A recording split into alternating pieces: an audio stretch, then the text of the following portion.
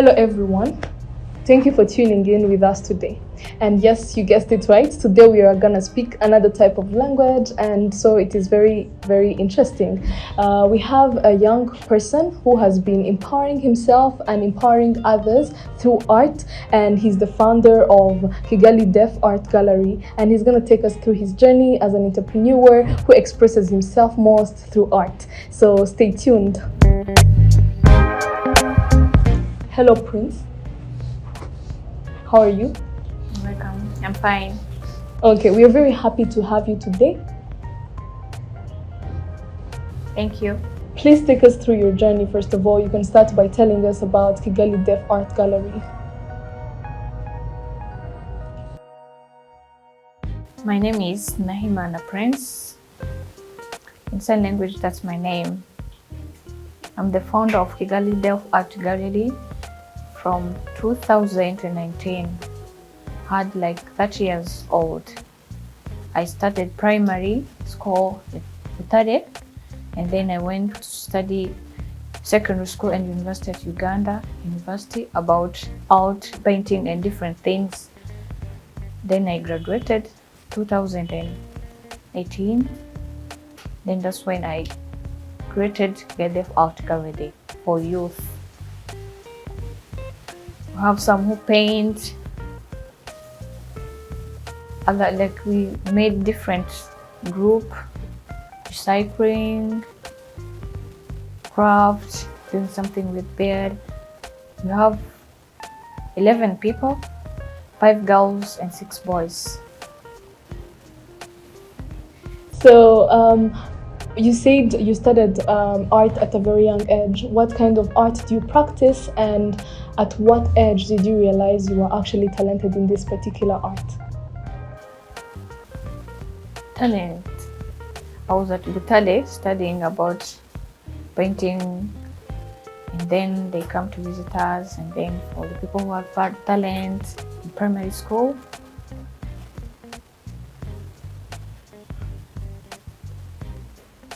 and then that's when I went to Uganda just to do more about my talents. But how did you decide to actually start do painting? What drew you into painting?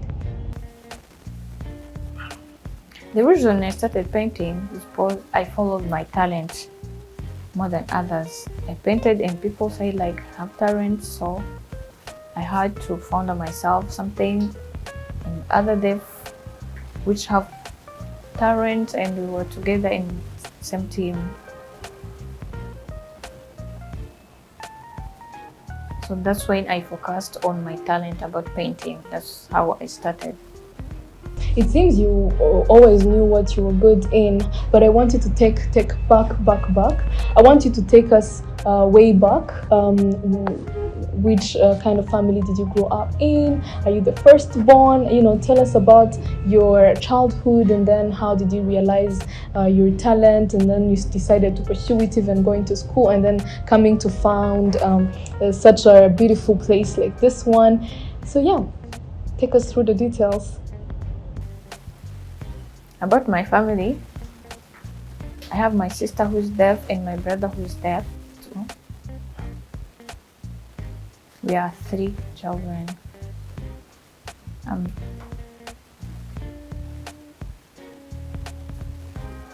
the third, and the other 2 deaf. They also like to paint. They studied, and then that's when our family created something like with talents. Okay, so now when you chose painting of all different types of art, why specifically painting? Does it speak to you more than any other type, or is there something specific that drew you to it? The reason deaf culture like training, like reading some books, and other they like about mechanics and different things.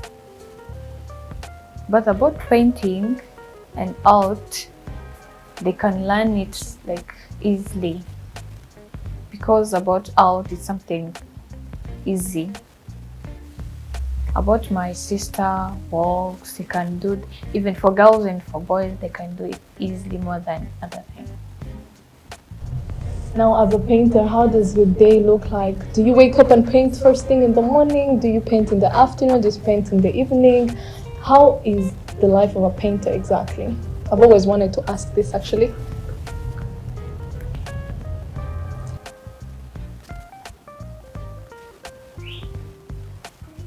When someone give me order and try to do something new, just think how I'm going to paint, like what I'm going to use. And they work from morning till night. So in order to create something new and to do research from others. Would you count how many paints you've already had in your life? It's many, I can't, because I sell them. Even in the market, it's many things. I can't know the real number of what I. When did you sell your first painting and how did you feel? When I was at school, I just was nothing in my family, got some little money, and I was really happy because those money helped me to go to school. But when I went to university, before I had like painting some pictures with my friends, family, and they got some few money. Then it helped me to pay schools, guitar.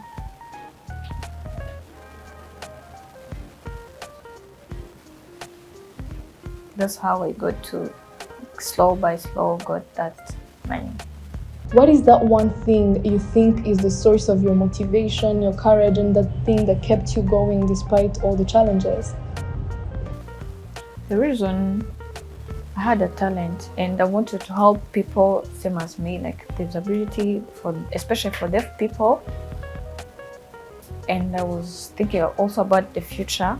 That's when I founded Kigali Deaf Out Karedi and make some group so they can get job, then it can help in their life.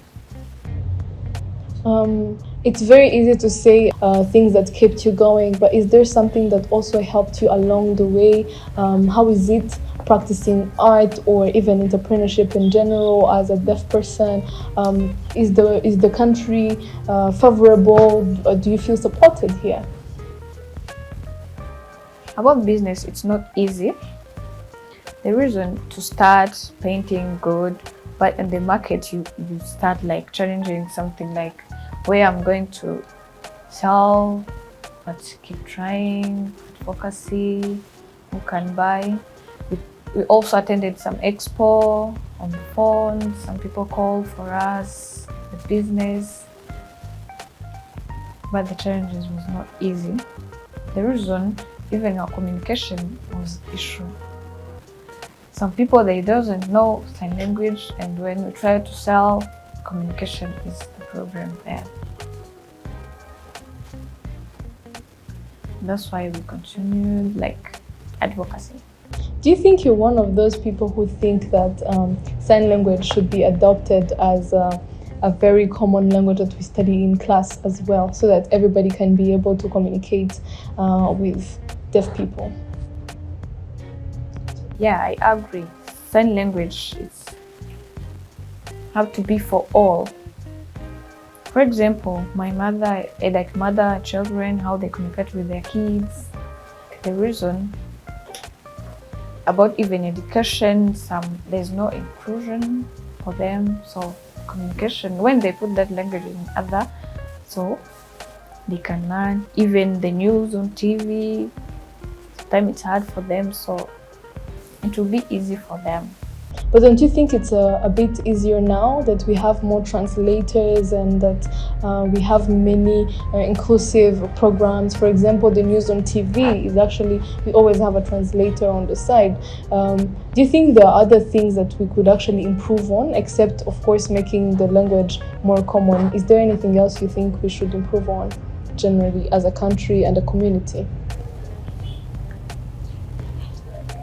About sign language, it's not about like interpreters. Like we need them at hospital.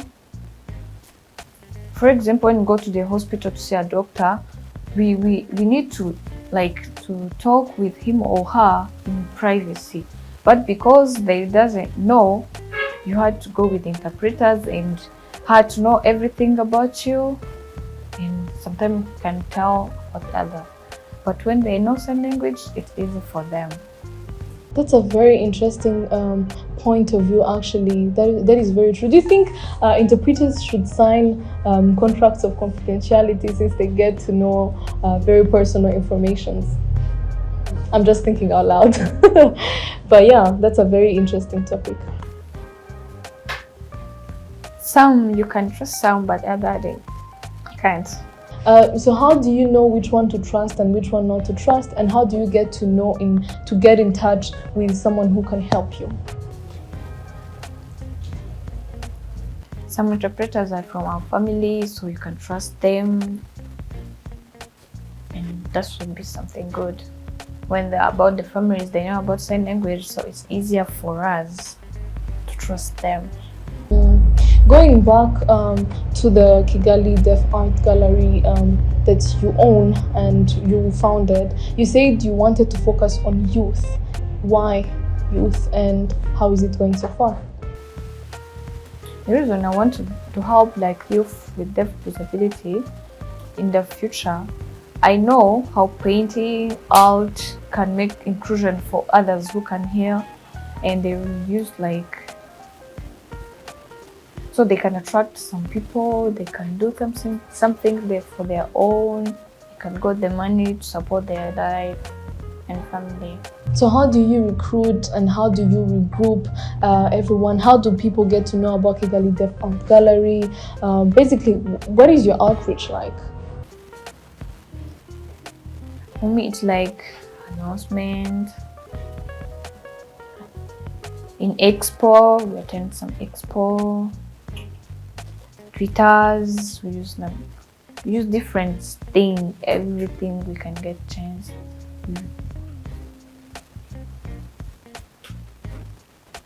And we tell parents who have the kids that they doesn't have accessibility to school, so they can bring their kids, so we can help them. Then that help us to be known.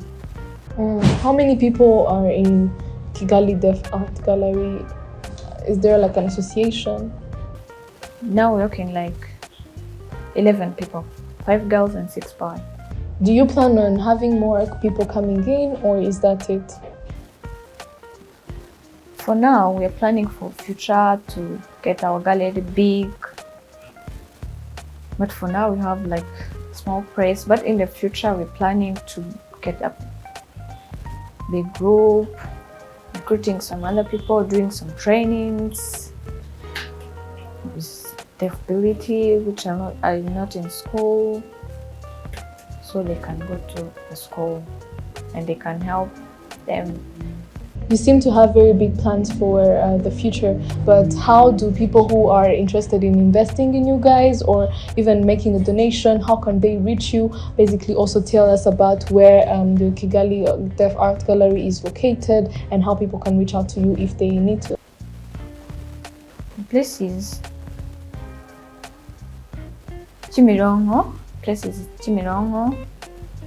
near Melez Station, place called Kamushimile.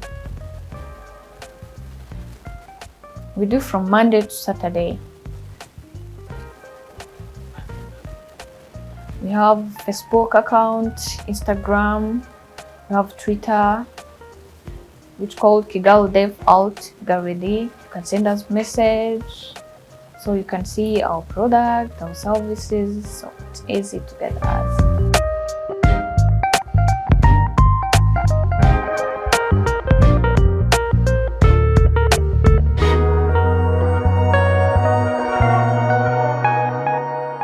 What are your plans for the future and how would you like to be supported? My plan for the future about Deaf Art Gallery is to get those deaf from local rural areas, which they didn't even get a chance to go to school, so they can participate participate and they learn something, so they can use it in different places, and to help them with training for those who live in some village so they can help them. The second, about support, I want to be like international markets. That's very, very nice. So now you said you want to expand. How do these young talents or a kid who has this talent and they're deaf, how do they get to know about you and how do they reach to you? How do you welcome them and how do you enroll them? Do you train them or do you develop their talent in any way? Basically, what's the process like and what should people expect in case they're interested in joining you?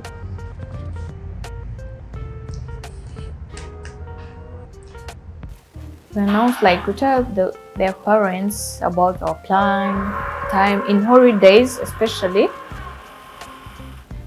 and other campus, so they come and we train them in different things and we help in their plans. Okay. Any parting thoughts? Like, the message I can say to Rwanda is thank you for supporting us. It's been 4 years, so we thank people who support us, who buy our products, for you. So now we get some services from different places, so we say thank you. Thank you. You're welcome.